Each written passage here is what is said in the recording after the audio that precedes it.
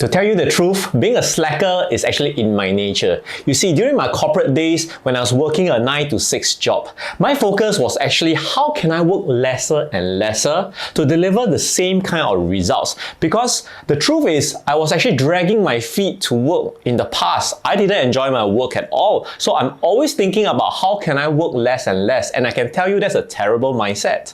You see, after the first 5 years of my career, I decided that I wasn't really interested in climbing the corporate ladder. So I was kind of finding that sweet spot, that kind of cruise control point where I can just put in adequate work to deliver enough results for my sales, as well as maybe I can still climb a little, kind of, quite lost, but at the same time trying to fit in.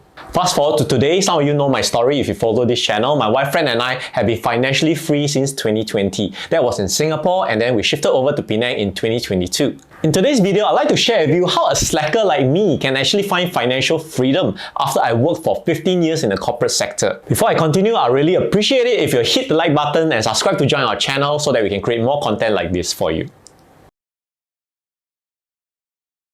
A little bit more about me. In my nature, I actually don't like to work hard for very long periods of time. Usually after I work hard at the beginning, if I lose the purpose, the meaning why I need to continue working hard, or I get bored, I tend to just follow through the motion. And when I'm in that process of following through the motion, I think about how I can work less and less to kind of deliver the same results. I guess you can call me somewhat of a slacker, but I'm always thinking in my mind, how can I deliver the same amount of efficiency with less work needed? Let me share with you an example. When I was serving in the Singapore Army at the age of 19, because that's compulsory for all Singaporean men, we had this thing called the IPPT, which is a fitness test.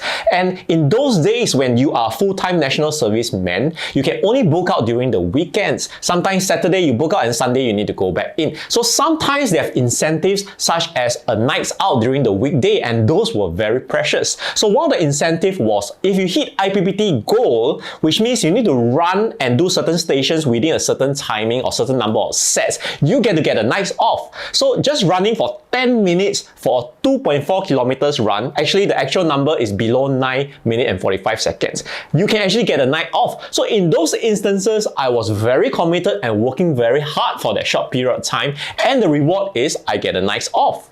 Another example was when I was in the corporate sector, I was doing outdoor sales. So if I were able to close my sales for that day, for that week, or even for that month, early in that month, I actually take the rest of the month or even the rest of the quarter off if I'm on top of my sales. So you see, I wasn't really incentivized by the money for each sale, because guess what? As a salesperson, I realized in the corporate sector, if you hit your target, they tend to raise it. And if you over exceed your target, they might match that over exceeded target for your next year. So I was kind of playing the corporate game and not wanting to work too hard as well. And that's a very terrible attitude to have, isn't it? So as a slacker, my mindset was as such. Everybody needs to work 8 to 9 hours a day, correct? But if for me, I was able to compress that into 4 to 5 hours, and then the rest of the 3-4 hours I get to slack off, whether I go home early or I have extended lunch break or even have multiple tea breaks, that was how I was operating. And yet I didn't realize that even though I was trying to do time wasting at work, I was actually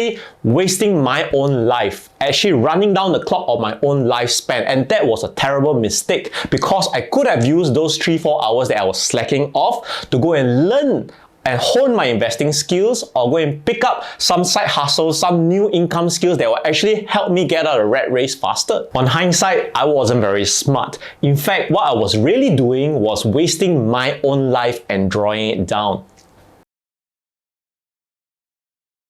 Now back to you. I'm sure some of you can relate to my corporate story. Well, you might not have the kind of freedom and flexibility that I had as an outdoor salesperson, but to a certain degree, if you're dragging your feet to work and during the 8-9 hours at work, you're not completely productive, or you're kind of just, going through the motions, chances are you're not really very happy at work, and perhaps you have lost your way. For those of you who have been in the workforce for a while, let's say the older millennials and up, the Gen Xers as well as some of the young boomers, well, we are kind of being brought up to kind of endure, suffer some level of hardship, just don't question so much, just follow through the motions, correct? And many of us have been doing that for years. Well, the younger generation, the Gen Zs and the young millennials, they are actually asking the questions. Well, of course, the generational divide is quite different as well in terms of attitude, in terms of the willingness to work hard. But the questions that the younger generations are asking, I feel are actually very valid, which is what's the purpose of working in the corporate sector for so long, for so hard? What's the purpose of working overtime when your job is not really secured,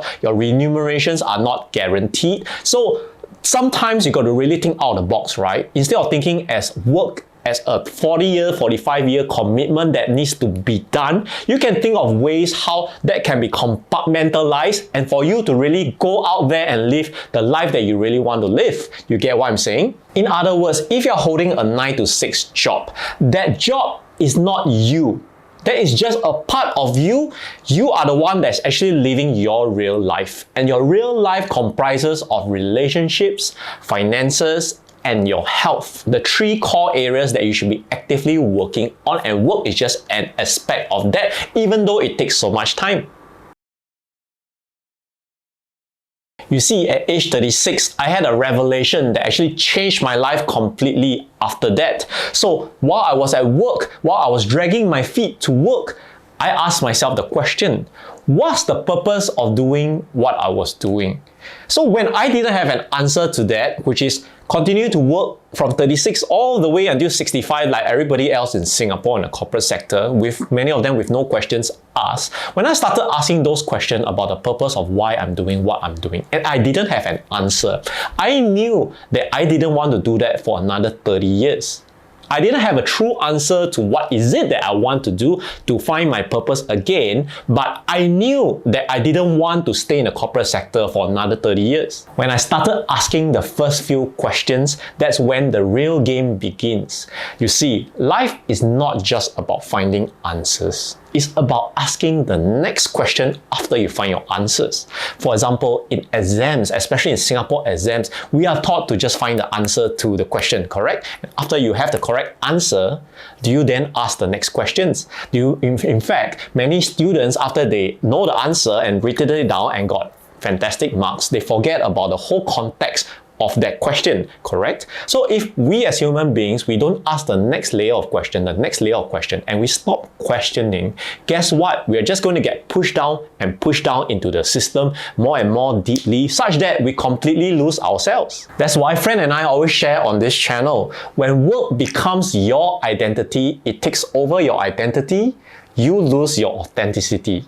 Let me say that again. When work becomes your identity, you lose your authenticity. Guess what? If you allow the world to define who you are, instead of allowing yourself to go on a self-discovery journey, you will be living according to the world's term instead of living on your own terms.